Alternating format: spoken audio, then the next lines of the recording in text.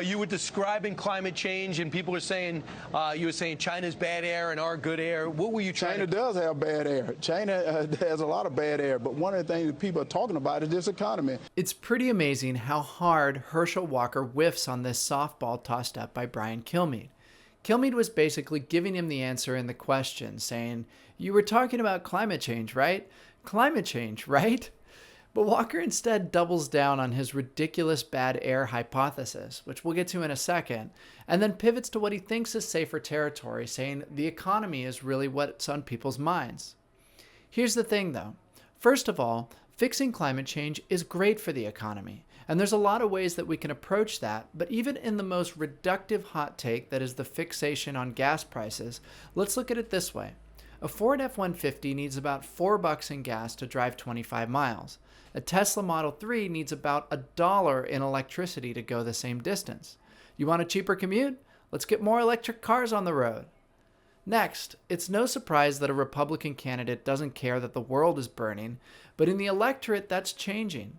A record number of younger Republicans think climate change is an important issue, and a Pew Research poll found that nearly half of Gen Z and millennial Republicans think it's an issue that deserves higher prioritization. This really isn't about what the voters want. It's about what the big oil billionaires funding his campaign want.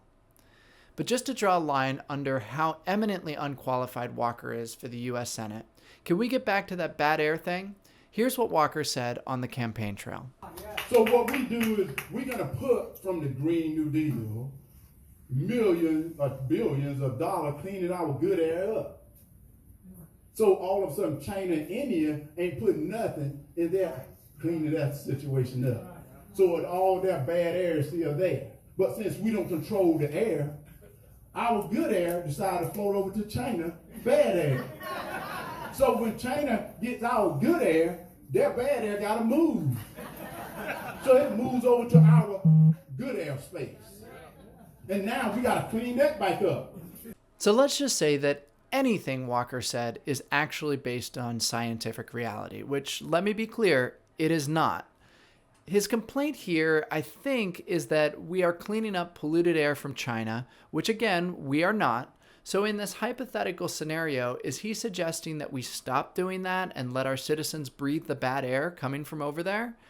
In reality, pollution like coal dust is bad, but most of it falls on the countries that produce it.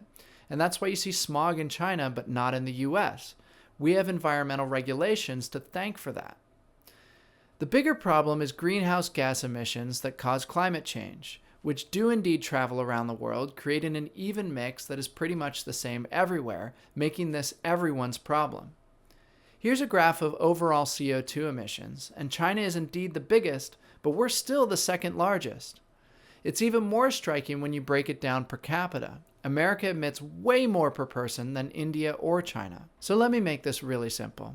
Fixing the climate is good for the economy, and we should expect our leaders to know that.